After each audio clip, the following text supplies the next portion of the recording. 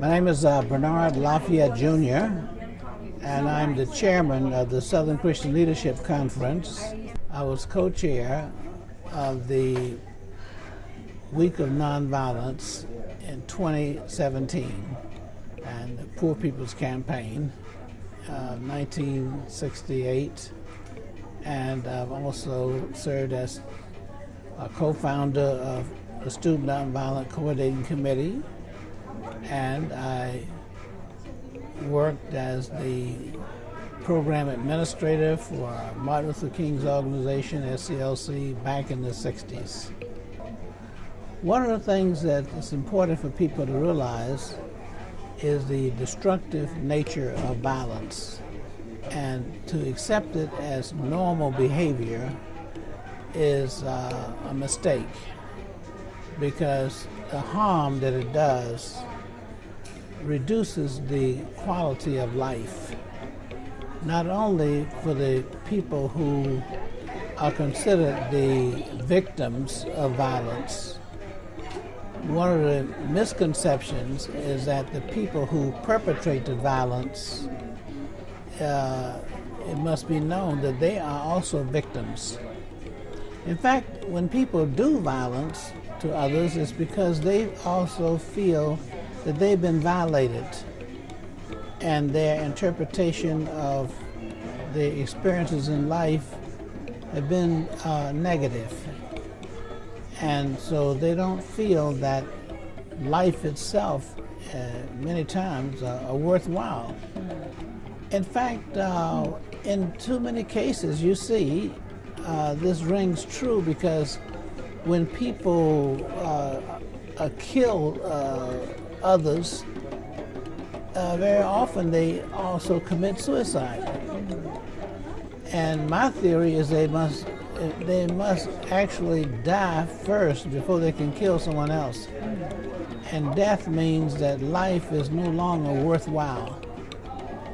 So therefore, their lives are not worthwhile, and others they have no regard for, and other lives are not worthwhile. And I think that when people come away with that interpretation, then they become violent. And too often people are so disappointed and disturbed by what happened to them. And therefore, you find people who do violence to other folk, many times they do not even know the people. They're innocent people. How many killings have we had in schools and places? And it's not because they have anything personal against the person that is the victim of violence. It's life itself. So what they're doing is striking out against life, because they feel that life is not desirable. One of the things that we must pay more attention to is what's happening to others. And that's where Martin Luther King comes in.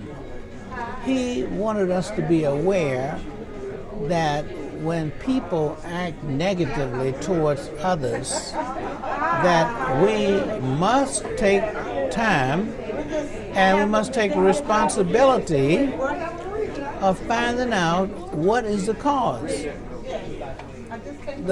of the violence on the inside of the person. And unless we try to understand, in other words, get under the problem and be able to support people when they feel down, we must try to lift them up, not push them further down. And so that's where the nonviolence comes in. And Martin Luther King's teaching is that we can become aware of these kind of behaviors, but more importantly, how we choose to respond. And many times people do violence because they expect others to retaliate, and that is a stimulation for them. And they're the ones who are very disappointed when others don't respond the way they should, or their expectation.